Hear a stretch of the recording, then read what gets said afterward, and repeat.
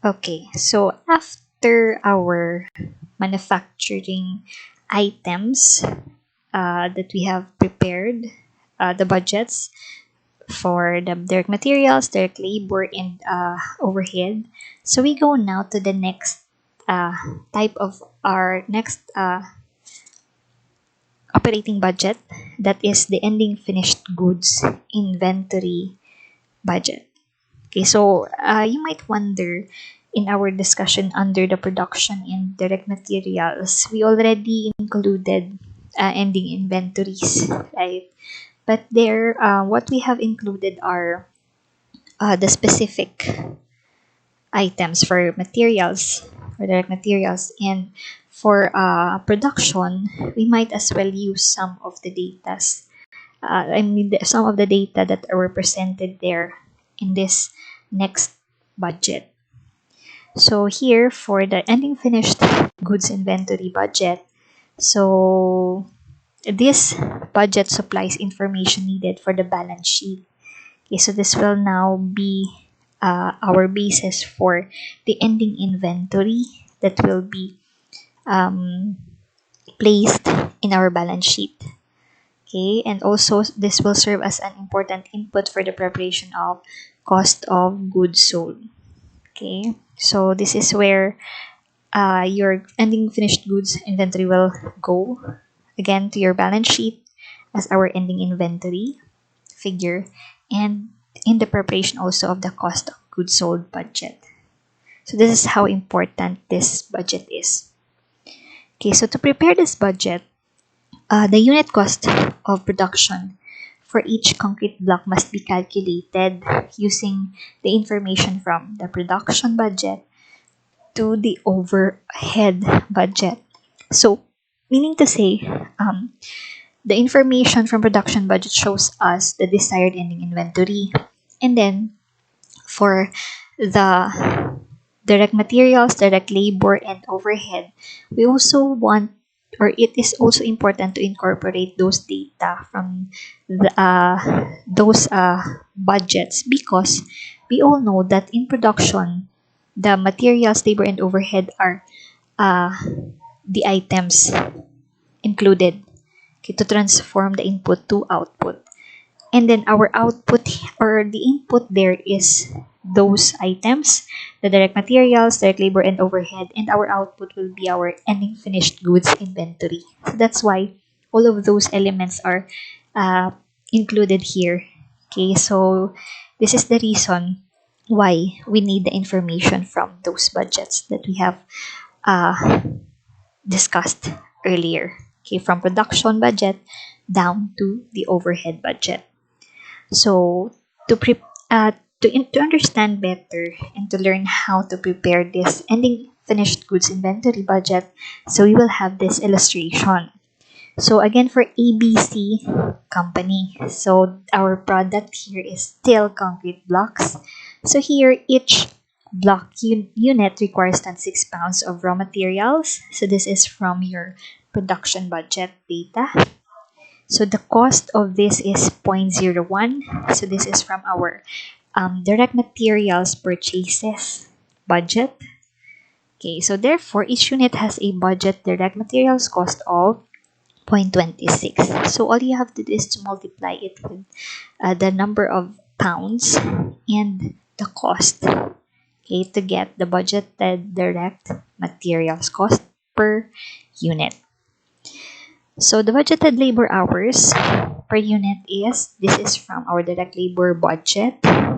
That's 0.015 hour. And the wage rate is $14 per direct labor hour. And then this one is from our overhead budget. So budgeted variable overhead per unit, that's $8 per labor hour. So here, since the labor hour per unit required is 0.015, so all you have to do is to multiply it with $8. And for the total fixed overhead, that's 1,280,000. Okay, again, this data were from the variable overhead, from the overhead budget, okay, that we have discussed in the previous video lecture. So here, there were 16 million units expected to be produced. So this data is from our sales budget. Okay. And 100,000 units were budgeted for ending finished inventory. Okay. So for our requirement, we have for number one, we will prepare an ending finished goods inventory budget for the company for the year. For the second requirement, what if our ending inventory of blocks increased to 120,000 units? How would that affect the ending finished goods inventory budget? Okay, for our solution, so we have here the following. Okay, so here we have the unit costs. Okay, first we will identify the unit costs. So for the direct materials, we already computed it from the data given. So we have 26 pounds per unit required, and the cost per pound is 0.01. That's why for 1 unit produced, our direct materials cost is $0.26. For the direct labor, we just follow the requirement. Okay, for each unit, it requires 0.015 labor hours, and the labor rate here is $14 per labor hour.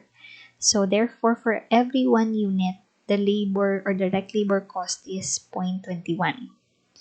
For the overhead budget, so that's again from our data. Okay, so if you could still remember, for our variable overhead, we base that from the direct labor. So that's why the $8 per unit of variable overhead is multiplied with 0.015 labor hours. For our fixed overhead, here we are talking about per unit. So that's why we multiply or we divided the total fixed overhead with the total number of units to be produced. Okay, so therefore, for 1 unit of concrete block, it will cost 0.08 in terms of fixed overhead. So therefore, our total cost per unit is $0.67. Okay. Next, for the total ending inventory cost. Okay, so here, our formula to solve for the ending inventory unit cost, that is equal to units in ending inventory times our unit cost or cost per unit. So therefore, based on the data, the required ending inventory for the year is 100,000 units. And based on what we have computed above here, so our cost per unit is 0.67. So therefore, our ending inventory cost or total ending inventory cost for the year is $67,000. So here, if you could notice, based on what we have mentioned earlier in terms of the ending inventory production budget or finished inventory budget, we incorporated all the manufacturing items. So we have the direct materials, direct labor, and overhead. Okay, so we multiplied it with the number of units to get the total ending inventory cost.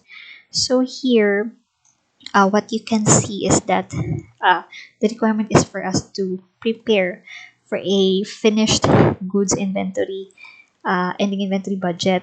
So in this case, we do not have a format because what we are after is the cost of our ending inventory.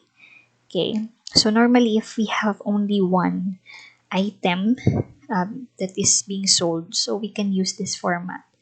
If you have different types, or if the company has different types of products that is being sold, then we will prepare a separate uh, ending inventory for their finished goods budget. Okay, so that is for the requirement number one. Okay, for our requirement number two, what if the number of units in ending inventory increase? So the cost of ending inventory, what will be the effect of that? It will also increase, of course. So if there are 120 units in ending inventory, all you have to do is to multiply it with our cost per unit, production cost per unit of 0.67. So therefore, our new cost of ending finished goods inventory will be 80,400. So this figure here will be used as our ending inventory figure for our balance sheet, and this will also be used for our cost of goods sold budget preparation. Okay, so that's for our ending finished goods inventory budget.